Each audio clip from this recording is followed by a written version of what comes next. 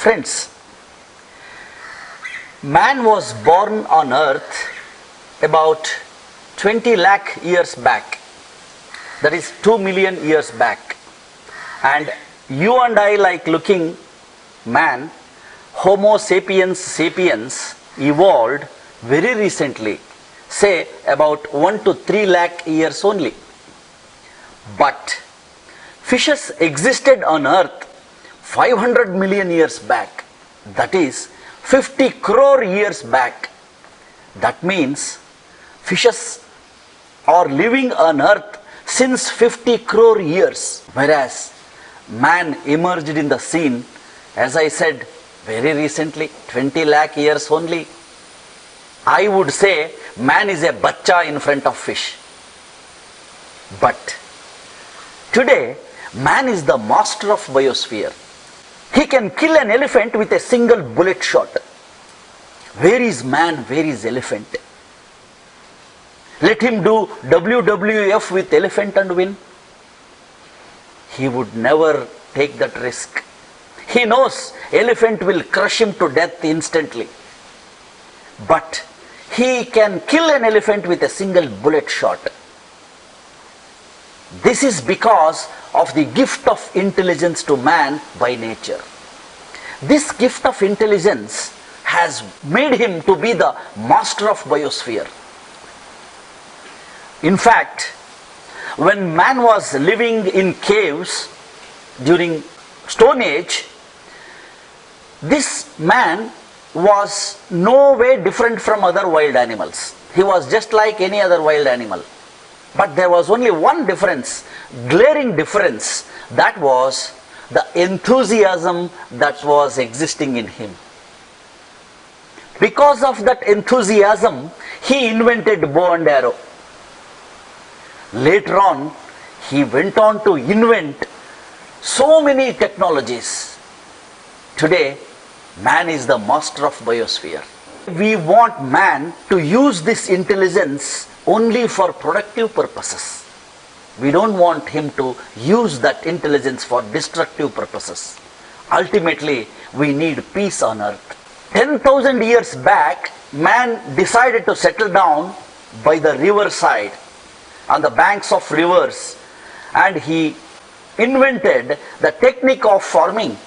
So the agriculture was invented by man about 10,000 years back, and later on he went on to develop newer technologies.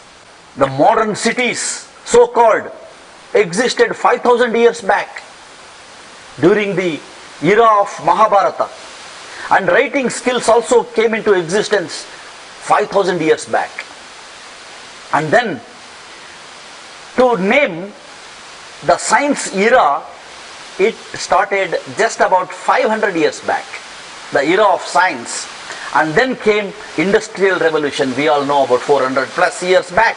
After that, you name any modern technology, aeroplanes, automobiles, television, radio, electricity, and then fax machine and mobiles. All these technologies have been developed by man during the last 100 to 150 years only. Don't you think we all are fortunate that we are living in this modern era where we are enjoying all modern electronic gadgets which our forefathers lacked?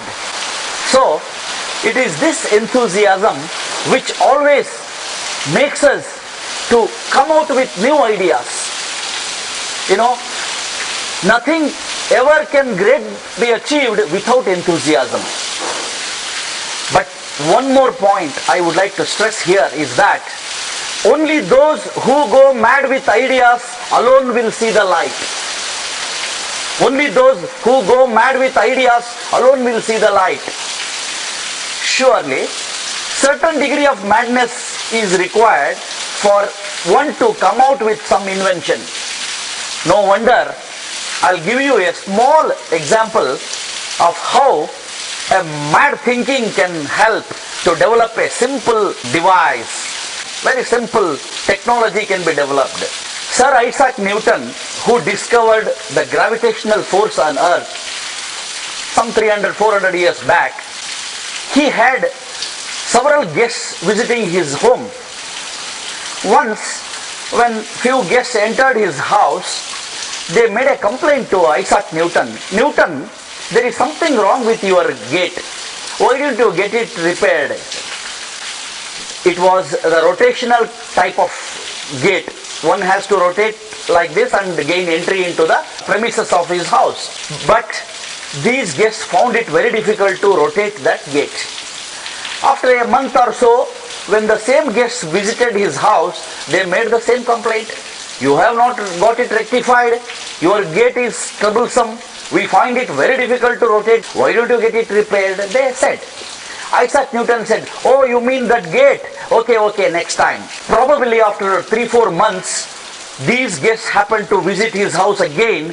When they opened their mouth, you have not got it repaired, your gate. Isaac Newton said, sorry, I am not going to repair my gate. Why? The guest asked him. He said, very simple reason. Every single time it is rotated, 5 gallons of water goes to my overhead tank. Look friends, this genius, Isaac Newton, extracted labor work from his guests. Every single time the gate was rotated, 5 gallons of water goes to his overhead tank.